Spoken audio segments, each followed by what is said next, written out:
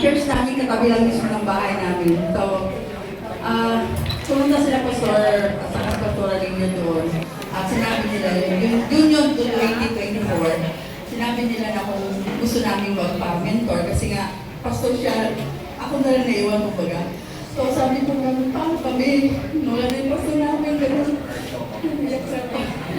Tapos sabi ni pastor, baka gusto niyo magpa-mentor sa amin. So noong una, parang ayaw ko ba? Noong na si Ma'am Cherry nag-attend ng birthday ni pastor last year. Tapos, nag-start ako January.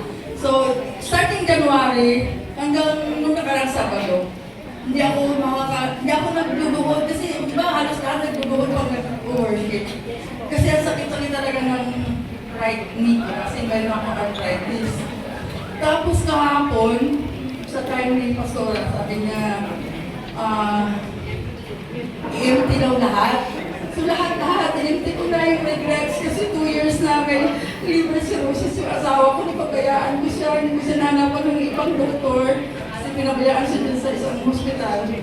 Tapos parang paliwala lang sa amin, kala namin okay lang yung cirrhosis, yung parang grabe pala yan. So yun, hanggang ngayon sinisiti ko sarili ko, sabi pa kaya sila tulungan na hanapan ng ibang doktor. Tapos may worries din ako dahil siyempre nasa bahay namin yung church, ako yung pinanset, ako yung lahat. Sabi ko gano'n. So may mga worries din ako sa anak ko na kapag asawa ng agnostic, alam niya nilun.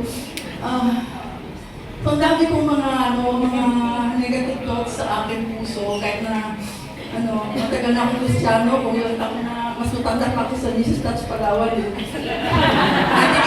ako na-born again sa LRC dati. Worker ako doon. Tapos, hindi pa rin mga negative thoughts, mga hindi ba wala kasi hindi ko nabibigay lahat, hindi ko pa na-empty lahat. So kahapon, kahit masakit yung tuhod ko, lumuhod ako, in-empty ko lahat. Pagtayo kong gano'n, wala na sakit.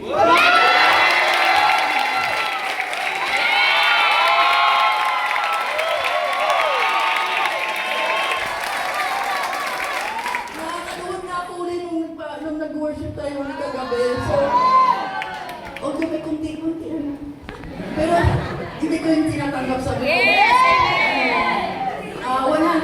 na yan.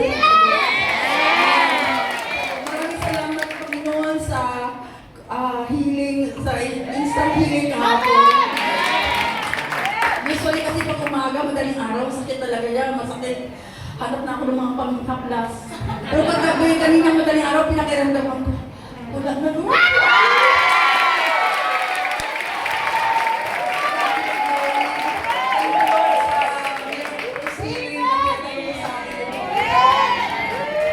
Thank you, Pastor John. Thank you for Pastor Leah for adopting us. Tatlo kami actually na teachers.